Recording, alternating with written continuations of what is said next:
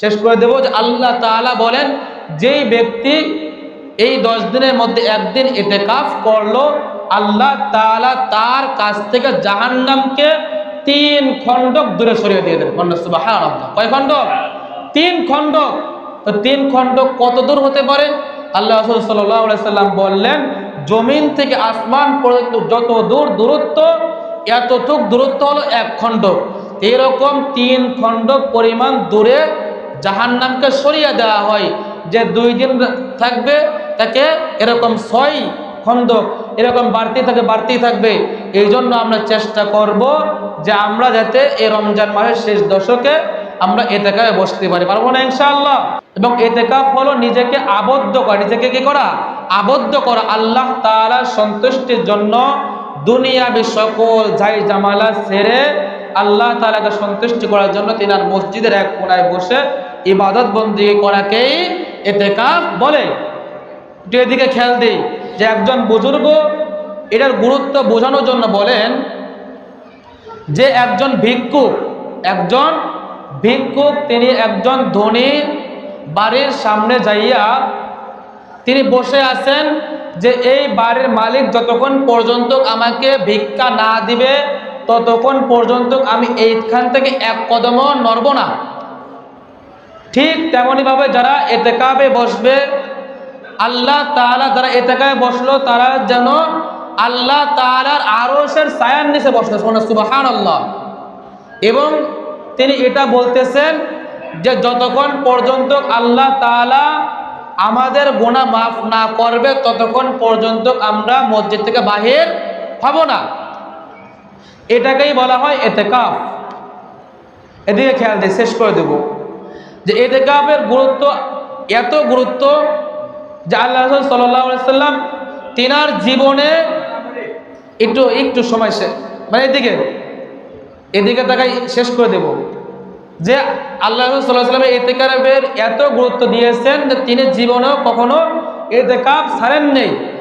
ইতিকাফ 3 ধরনের, একটা হলো ওয়াজিব, আরেকটা হলো সুন্নাতে মুআক্কাদা আল কিফায়া, আর একটা হলো নফল। ওয়াজিব হলো আমরা যেটাকে মান্যত করি যে এইটা আমার হইলে, এই কাজটা আমার সম্পূর্ণ হইলে আমি ইতিকাফ করব, এটা হলো ওয়াজিব, মান্যত করা।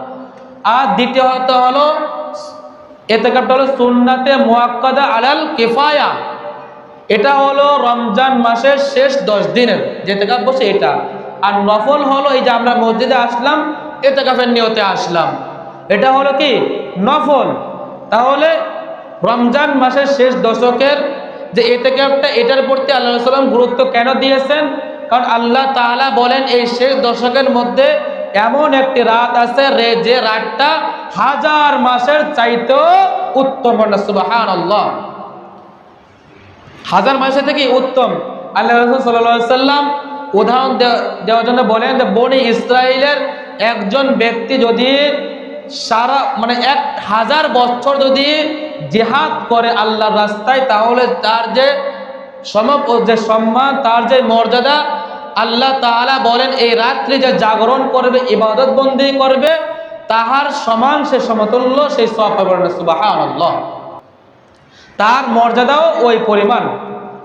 এবং এটার গুরুত্বের জন্য আল্লাহ রাসূল সাল্লাল্লাহু আলাইহি ওয়াসাল্লাম দেখেন, যখন আল্লাহ তাআলা বলছেন যে রমজান মাসের মধ্যে এমন একটা রাত আছে যেটা 1000 মাসের চাইতে উত্তম, যখন এই কথাটা আল্লাহ রাসূল সাল্লাল্লাহু আলাইহি ওয়াসাল্লাম শুনছেন, শোনার পরে প্রথম দশকে ইতিকাফ করলেন। কি করলেন? রমজান মাসের প্রথম 10 দিন ইতিকাফ করার পরে জিবরাইল আলাইহিস সালাম আসলেন। আসার পরে বললেন, ইয়া রাসূলুল্লাহ, আপনি সেই রাতটি পান নাই, সেই কদরের রাতটি পান নাই। তখন বললেন সামনের 10 দিনে আছে। আল্লাহ রাসূল সাল্লাল্লাহু আলাইহি ওয়াসাল্লাম সামনের 10 দিনও ইতিকাফ করলেন। করার পরে জিবরাইল আলাইহিস সালাম আসলেন। আসার পরে বললেন যে আপনি এখনো সেই রাতটি পান নাই, সামনের 10 দিনে আছে। তখন আল্লাহ রাসূল সাল্লাল্লাহু আলাইহি ওয়াসাল্লাম সাহাবীদেরকে বললেন যে হে আমার সাহাবীরা, সামনের 10 দিনই তোমরা নিশ্চিত থাকো, সামনের 10 দিনে সেই রাতটা আছে, তোমরা সমস্ত কিছু নিয়ে আসো, আমরা সামনে যে 10 দিন, এই 10 দিন ইতিকাফ করব। সুবহানাল্লাহ। যখন এই 10 দিন ইতিকাফ করলেন, করার পরে জিবরাইল আলাইহিস সালাম বললেন যে ইয়া রাসূলুল্লাহ, আপনি সেই রাতটি পেয়েছেন। সুবহানাল্লাহ। তাহলে সেই মহামান্বিত সেই রাতটি পাইতে হলে আমাদের লাস্টে যে 10 দিনের যে বেজর রাতগুলো, সে রাতগুলো আমাদের মসজিদে কাটাইতে হবে, ইবাদত বন্দেগীতে কাটাইতে হবে। এই জন্য আমাদের দরকার যে 20 রমজানের সূর্য যখন হেলে যাবে মাগরিবের আগ থেকেই মসজিদে উপস্থিত হওয়া এবং সে রাতটাকে তালাশ করা। কি করা? সে রাতটাকে তালাশ করা। যদি আমরা ওই রাতটা একবার পেয়ে যাই তাহলে আমরা কত ভাগ্যবান হয়ে যাব। এবং আল্লাহ তাআলা বলেন, শেষ করে দেব, যে আল্লাহ তাআলা বলেন, যেই ব্যক্তি এই 10 দিনের মধ্যে একদিন ইতিকাফ করলো, আল্লাহ তাআলা তার কাছ থেকে জাহান্নামকে 3 খণ্ডক দূরে সরিয়ে দিয়ে দেন। সুবহানাল্লাহ। কয় খণ্ডক? 3 খণ্ডক। তো 3 খণ্ডক কত দূর হতে পারে? আল্লাহ রাসূল সাল্লাল্লাহু আলাইহি সাল্লাম বললেন, জমিন থেকে আসমান পর্যন্ত যত দূর দূরত্ব, এতটুক দূরত্ব হলো 1 খণ্ডক। এরকম 3 খণ্ডক পরিমাণ দূরে জাহান্নামকে সরিয়ে দেওয়া হয়। যে 2 দিন থাকবে তাকে এরকম 6 খণ্ডক এরকম বাড়তেই থাকবে। এই জন্য আমরা চেষ্টা করব যে আমরা যাতে এই রমজান মাসের শেষ দশকে আমরা ইতিকাফে বসতে পারি। পারবো না ইনশাআল্লাহ?